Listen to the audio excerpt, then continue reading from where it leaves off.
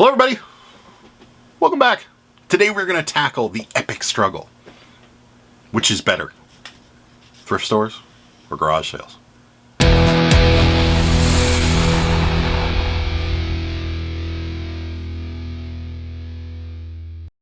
Alright, so you probably already know what my opinion is going to be of this. It's pretty obvious. But there is some exceptions to my rule. And it's not even a rule. You know, I will change my opinion of certain companies relatively quickly if they start getting with the program and getting their prices back down to normal. And I know things are changing. We've got inflation and all kinds of stuff to talk about that could cause a uptick in prices. And that's fine.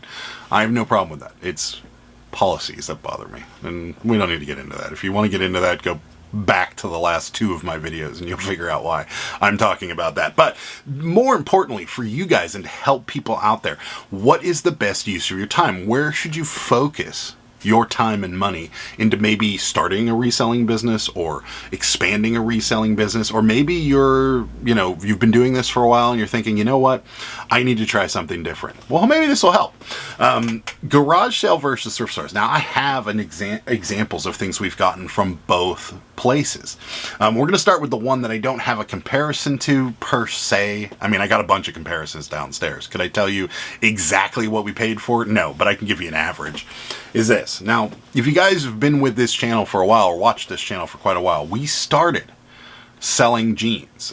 We started selling weird stuff that we saw online, and then we kind of niched down and started selling jeans because we had sources. And by sources, I mean we had several thrift stores that were selling jeans $3 to $4 a pair. And we could turn around and sell them for $20, $25. It's a no-brainer, right?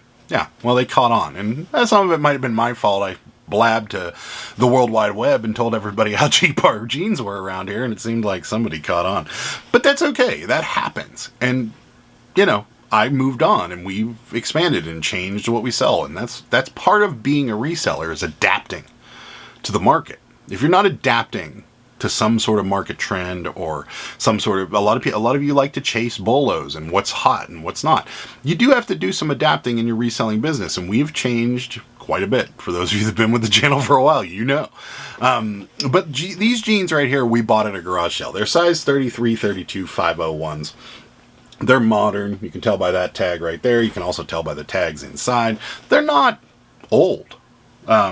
They're just your standard 501s. They're in good shape though. You don't see a lot of fraying on the leg.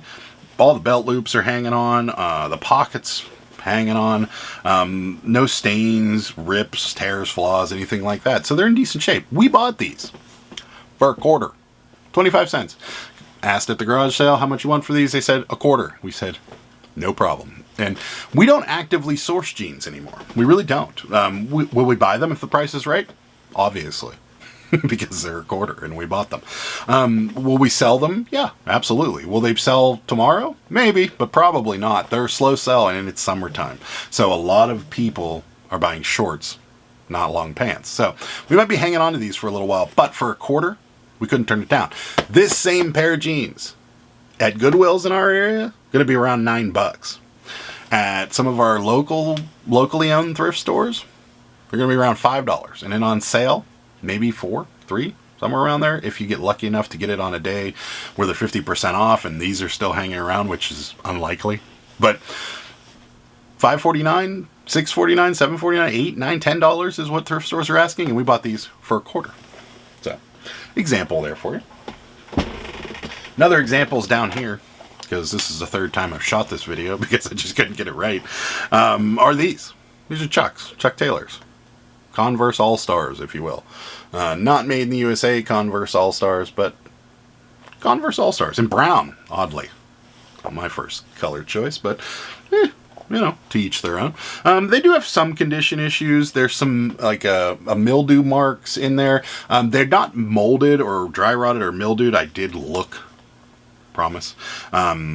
And they're in decent shape. There's a lot of tread on them. Kind of dirty, but there's a lot of tread on them. Here's probably a better view for you. A lot of tread on them. They're clean. Not a lot of scuffs. Not a lot of marks, stains, rips, tears, anything like that. Now, I did clean them. You know, shined up the whites, as you will, and scrubbed out this little pattern they got in the front, which is a lot of fun to clean. Don't clean that with a magic eraser, by the way. It'll just shred the magic eraser. Anyways, these we got for $4. $4. They just sold moments before making this video for $26. So, good flip? Yeah, absolutely. Do Converse sell well? Yeah, they do. If you can get them priced well enough, they're going to sell pretty quickly. Now, I know I have another pair of shoes here that we got at a thrift store. They're not Converse.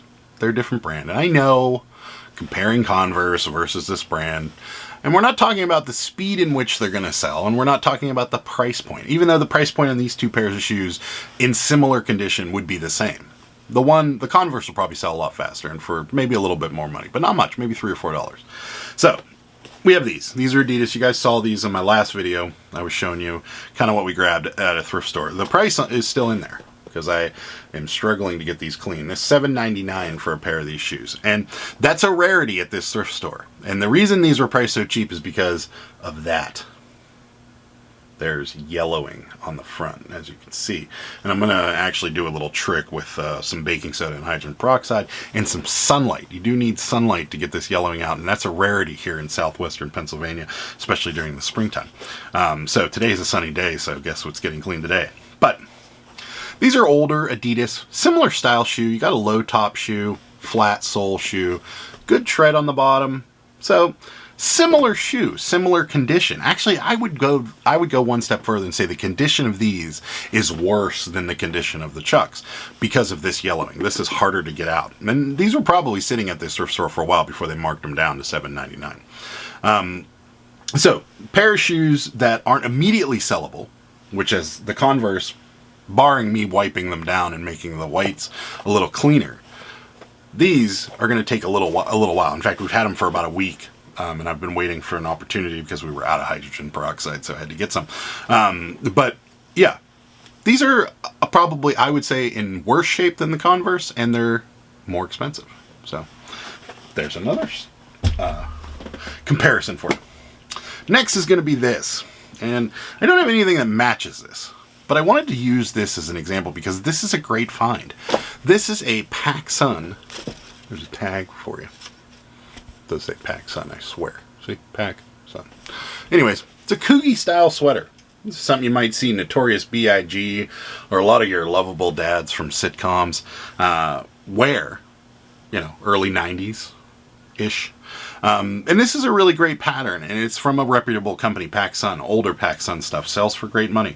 This we bought for $4 at a garage sale. And this we currently have on eBay for $50. And it will sell for probably around $45 to $50. Maybe $40 at the lowest, but I can't see it going any less. Now, will this sell immediately? Probably not, because again, it's summer and warm in most of the country. So nobody's really shopping for sweaters at the moment. But will that sell for $40 to $50? Yeah, probably. And probably around October, it'll start to get a little more traction. Now, could it sell recently or soon? Yeah, it could. Somebody could want it. Somebody be a collector. Somebody could just be shopping for winter now. I don't know what crazy person is planning for it to be cold, but it could happen, and it may. I'm saying we're probably hanging on to that for a little while.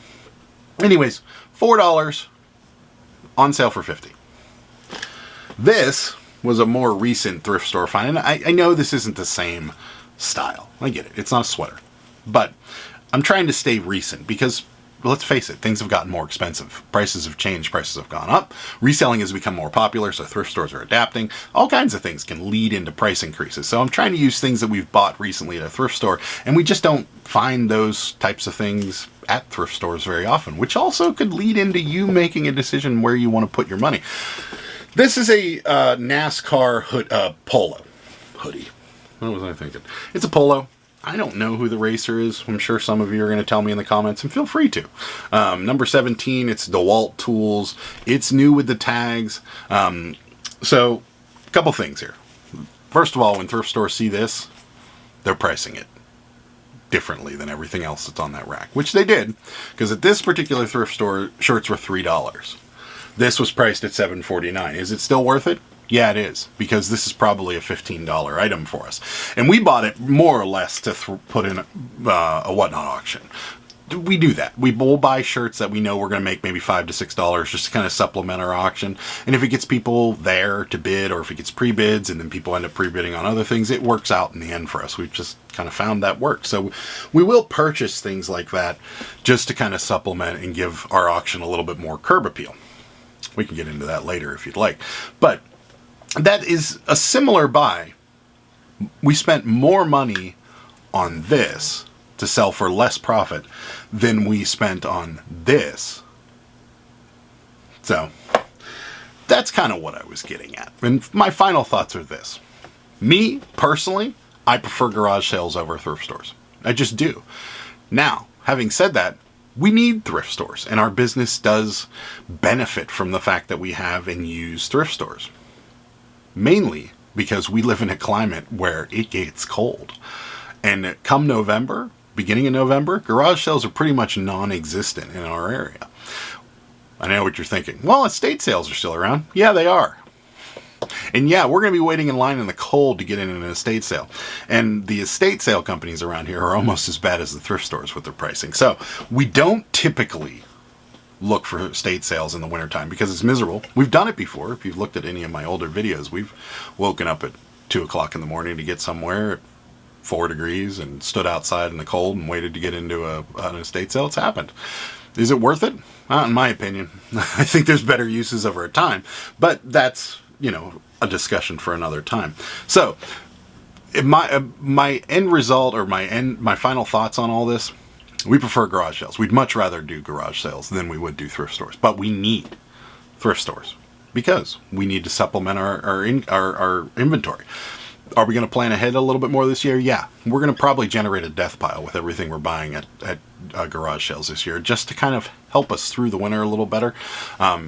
So planning has a lot to go into it. So there's my opinion. I hope you enjoy this video. I hope it maybe helps you guys maybe make some decisions in your thrifting and reselling futures. So there you go. If you like this video, hit that thumbs up. I'd appreciate it. And if you haven't, you made it this far and you're still watching, you might as well click the subscribe button. That helps out the channel and makes me feel better. Thank you guys for watching. Catch you next time. Bye. Good day, sir!